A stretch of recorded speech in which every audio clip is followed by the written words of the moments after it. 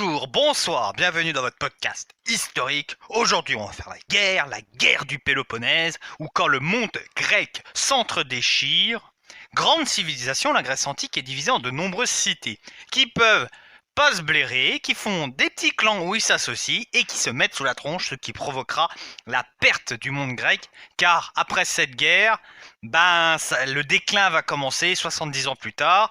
Philippe de Macédoine, le père du grand Alexandre le Grand, va envahir toute la Grèce, bien aidé par l'affaiblissement général de la Grèce. Donc c'est parti.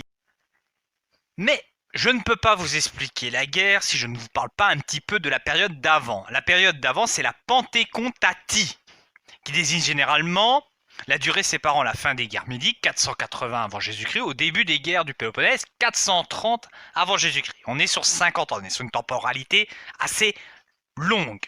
Cette période décrite par Thucydide correspond dans les faits à l'âge d'or de la cité d'Athènes, période dont la figure principale est Périclès, la cité marquant alors son hégémonie sur l'ensemble du monde grec.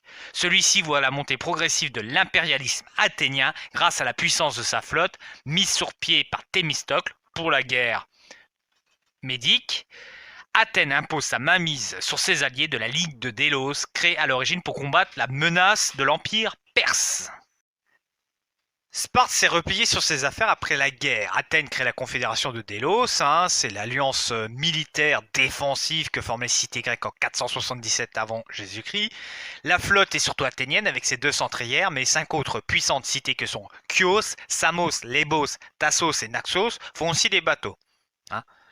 Les autres cités qui ne peuvent pas donner de bateaux donnent de l'argent et Athènes se charge de la construction. Thémistocle est néanmoins banni de son pays parce qu'il a voulu faire la guerre contre les Perses et ça s'est pas très bien passé. Certaines cités se sont révoltées comme Naxos et Tassos et il y a progressivement une dégradation des relations avec Sparte. En effet, Sparte va connaître une petite révolte, Athènes veut intervenir, mais les Spartiates ils disent au fond « Oh les Athéniens, non vous repartez chez vous honnêtement, vous vous mêlez de quoi ?» Il y a une consolidation aussi des défenses athéniennes, on va commencer à construire des murs, Les longs murs étaient une double muraille fortifiée, érigée entre 461 et 456 avant Jésus-Christ, afin de garantir les communications entre Athènes et son port, Pirée.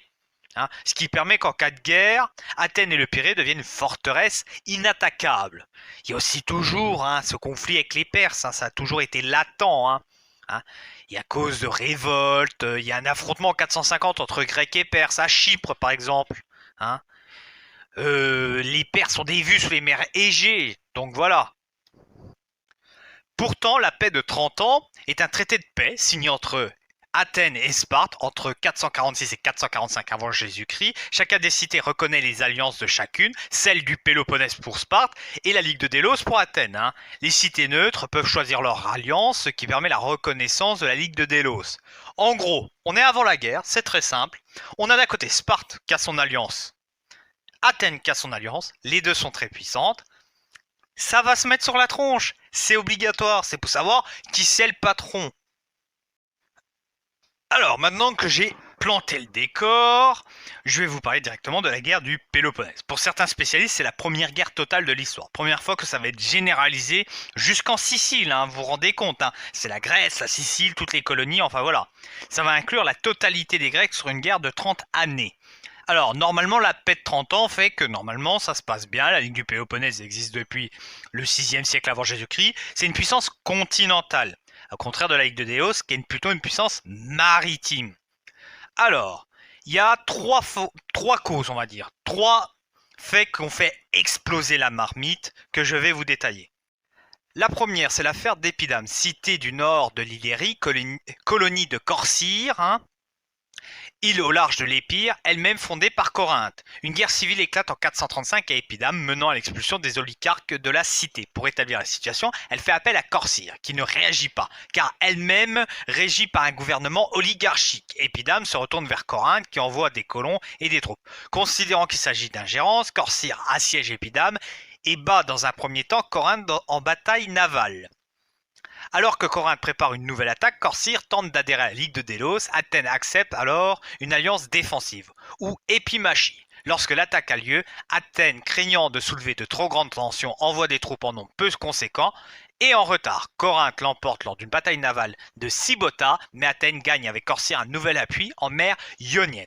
Il y a l'affaire de Potidée, autre colonie de Corinthe et membre de la Ligue de Délos, écartelée par cette double appartenance. Elle décide en 432 de quitter la Ligue, mais Athènes n'accepte pas. Les troupes athéniennes font alors le siège de Potidée, qui résiste jusqu'en 429. Ce siège entraîne immédiatement les protestations de Corinthe. Et oui, Potidée était entre les deux alliances. Elle ne savait pas trop où son cœur balance. Il y a l'affaire de Mégare, cité aux portes de l'Attique, qui se voit interdire l'accès à l'Attique et donc au Pirée où elle se ravitaille. Athènes lui reproche en effet d'accueillir des esclaves fugitifs et de soutenir son adversaire auprès de Sparte. Une ambassade corinthienne se trouve donc dans la cité lacédonienne où elle appelle l'Ecclésia au cours d'un discours devant l'assemblée de Sparte à une guerre contre Athènes, au nom de Mégare, tout en rappelant les griefs du siège de Potidée et de la bataille navale de Sybota, et en agitant la menace de la création d'une nouvelle ligue supplantant celle dominée par Sparte. Ils leur font peur, quoi, en gros.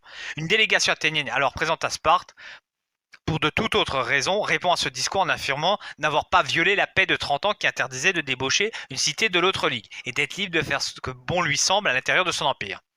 Suivant Archidamos II, roi de Sparte, et Sténéladas est fort, le premier est hostile à la guerre, le second y appelle. Sparte se prononce finalement pour la guerre. Un ultimatum est dehors lancé à Athènes et rejeté après l'intervention de Périclès, alors élu stratège. Bon, là tu vas me dire, c'est un peu compliqué. En gros, il y a 3 affaires. À chaque fois, les ligues sont mobilisées. À chaque fois, Athènes est un peu belliqueux. Et à un moment, Sparte, ils y vont, quoi. Ils vont au combat.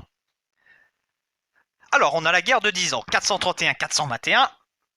Athènes a la meilleure flotte, Sparte la meilleure armée terrestre. La technique de Sparte est simple, c'est de faire des attaques par la terre. En 430, 428, 427, 425, ils pénètrent dans la région. Ça dure quelques temps, mais ça ne dure pas. Pour Athènes, c'est simple, on se loge derrière les longs murs et après, on envoie la purée par la mer. Le problème, c'est qu'il va y avoir une grande épidémie qui va provoquer un grand remplacement du personnel politique. Conséquence de cet entassement, c'est pas la peste proprement dit, mais un quart des soldats va mourir. C'est l'échec de la politique de Périclès, parce qu'on a mis tout le monde derrière les remparts pour les protéger, puis au fond, ils sont morts de maladie. Et donc, il va falloir trouver de nouveaux gens pour continuer à reprendre les affaires.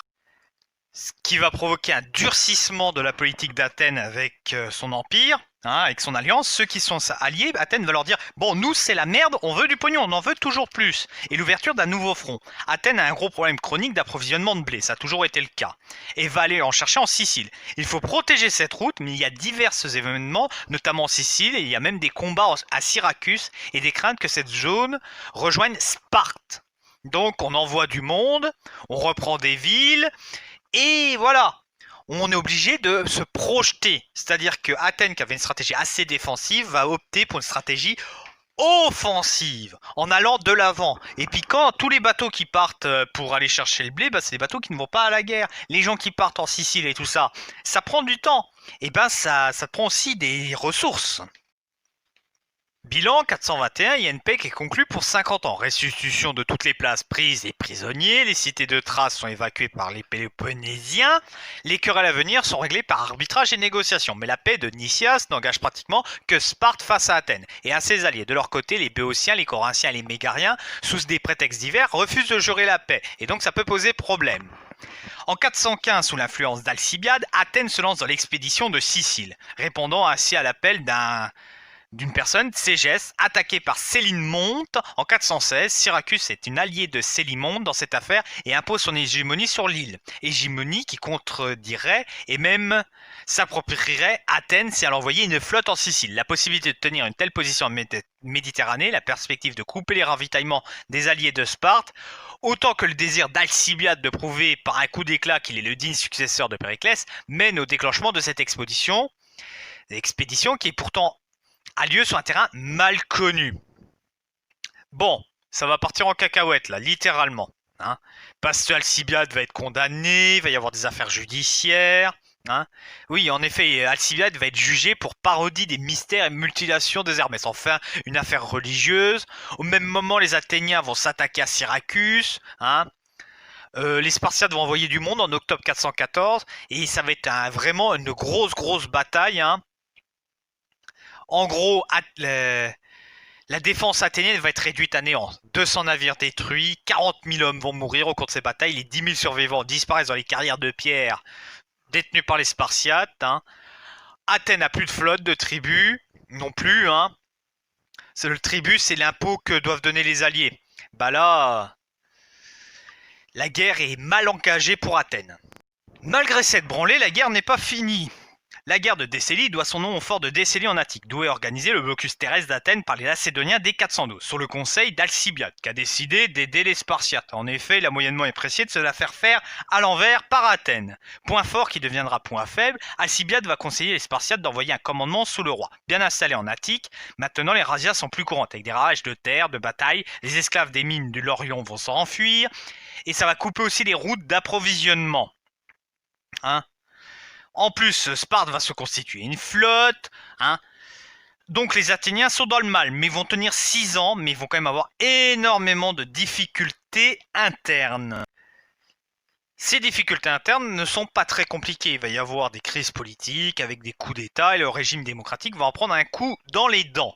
En effet, à chaque fois qu'il y a une crise, ça va être toujours « Ah, c'est la faute de la démocratie, ceux qui nous dirigent sont nuls ». Enfin voilà, ça va poser énormément de problèmes, hein. Assez rapidement, les institutions vont être mises en place, hein. Bon, modifiées, mais l'aspect démocratique va être remis en place. En moins 405, le Spartiate Lysidandre, aidé par le Perse Cyrus, reprend l'Hellespont qui commente la route de Byzance et écrase les Athéniens à Aigos-Potamos. Il vient alors assiéger le Pirée, encerclé par la mer et par la terre. Athènes va capituler. Les conditions de paix de 404 sont sévères, mais les Athéniens évitent la destruction de la ville et la vente des habitants comme esclaves, ce que réclamait Corinthe. La Ligue de Délos est dissoute et Athènes doit adhérer à la Ligue du Péloponnèse. Les Athéniens doivent détruire les longs murs, les Spartiates interdisent le régime démocratique qui est remplacé par la tyrannie des 30, hein. Et avec leurs 3000 partisans, ils pourchassent leurs adversaires démocrates. Cependant, dès 403, Thrasybule, grâce à l'appui de riches métèques, rétablit la démocratie athénienne. À la fin de la guerre du Péloponnèse, Sparte prend la première place en Grèce. En conclusion, la guerre du Péloponnèse, c'est deux clans, la Ligue de Délos et la Ligue du Péloponnèse. Athènes, Sparte, deux sociétés, deux modèles, ça se fout sur la tronche. Sparte va certes gagner la guerre, mais les convulsions du monde grec vont l'affaiblir et ouvrir des plaies bien plus profondes qu'on pourrait n'y penser.